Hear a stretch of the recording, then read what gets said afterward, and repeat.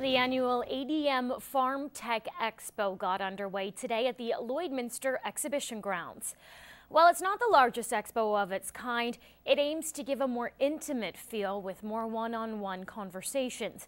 The event was a chance to find out what's going on in the industry, showcasing the latest technologies. We'll have more on the Farm Tech Expo during Thursday's Agriculture Report. Well, finding workers is a familiar problem facing many companies across the region.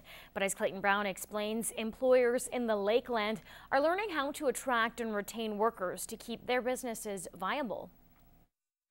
Signs like these are becoming a fixture in communities across Alberta, a cause for concern for local employers trying to compete in a cutthroat world. I've lost actually 3 people to the oil field.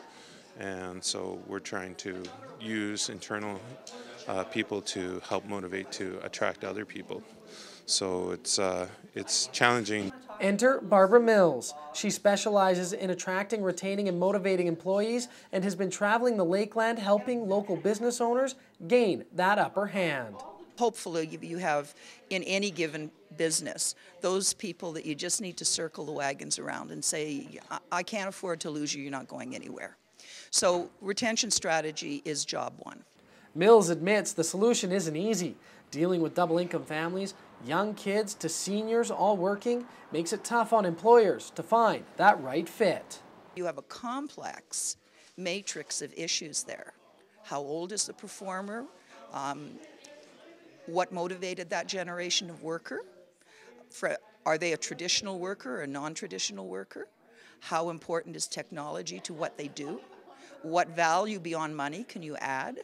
For Nair, it's all about becoming educated on how to turn the tables back in his favor. I sent 2 in Bonneville yesterday and I brought someone else today just to see the different ways and different aspects to approach attracting and retaining people within the environments.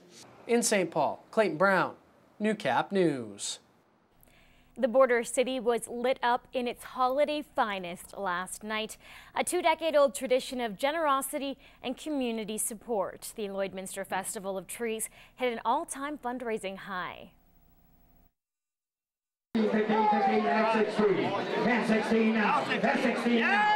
This is far from your average auction. On the block here, a little bit of Christmas cheer. Over 200 area residents came out to support the annual Lloydminster Festival of Trees. A familiar face acting as this year's Vanna White.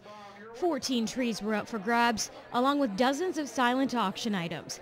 The grand total raised a record breaker, topping $30,000. The decorations are phenomenal this year. The trees, the ideas, and the businesses that supported our silent auction is the most we've ever had. The top tree auctioned off for over $2,000, and most others hovered around the $1,500 mark. I think my bid ended up at $1,600, and we're donating it to the Big Brothers and Big Sisters. The festival itself dates back to 1991, and for the past dozen years, all money raised has directly helped out the Bar Colony Heritage Cultural Center. I think it's very important to remember our history and keep that intact and for our future generations. A Lloydminster cornerstone that will definitely appreciate the tens of thousands it gets this year, while everyone in attendance here enjoyed a good old-fashioned auction.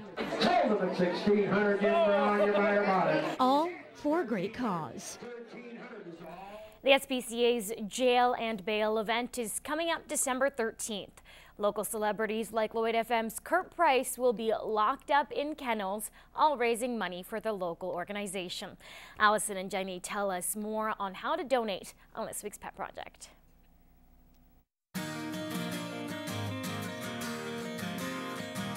This is Sable. She is a 1-year-old Mastiff. She is spayed, microchipped, and up to date on her vaccination. She'll just need her rabies. Sable's a really lovable girl. She's highly food motivated. As soon as you have a treat in your hand, she'll do anything that you say. And she seems to be quite social with both cats and dogs. She's just a little bit overexcited when you first meet, so they need to be introduced properly. Sable would do best in an experienced dog owner's home, somebody who's willing to take the time to train her. This is Munch. She's 3 years old. She's spayed, microchipped, and up to date on her vaccinations. She'll just need her rabies, and she's one of the favorites here at the SPCA. Yeah, anytime that one of us has time to cuddle, it seems like Munch comes out of her kennel. She's very social. We currently have her in the cat condo, and she's very content just being in your arms, and she would do great in any family. The SPCA's Jail and Bail is coming up. It's on December 13th, and local celebrities are going to be locked in the kennels to raise money for the SPCA. Yeah, we'll have people like Kurt Price from Lloyd FM and many more. And so if you would like to donate, you can call the SPCA, visit our website, or else you can come on down to check out all the fun and come bail out your favorite local celebrity. In agriculture news, the Canadian Western Agribition has wrapped up for another year, and organizers are pleased with initial numbers showing beef sales at $1.4 million, an increase of about 10% over 2011.